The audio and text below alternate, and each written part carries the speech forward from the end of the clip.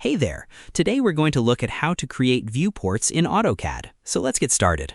First, over here, go to the Layout section of your project. Then open the Layout tab where your viewports will be created, and this is where everything will be organized.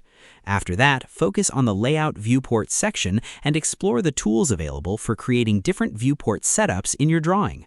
Now over here, choose the Insert View option, then go to your model space and start drawing the viewport boundary using your existing model as a reference. After that, make sure you align it properly so your view is accurate and well placed, and AutoCAD will help you capture the correct area easily. Now over here, use these methods based on your project requirement.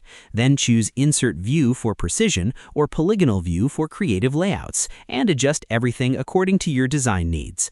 After that, make sure your viewports are properly placed and clearly showing the required parts of your model. And that wraps it up. Appreciate you watching. See you in the next.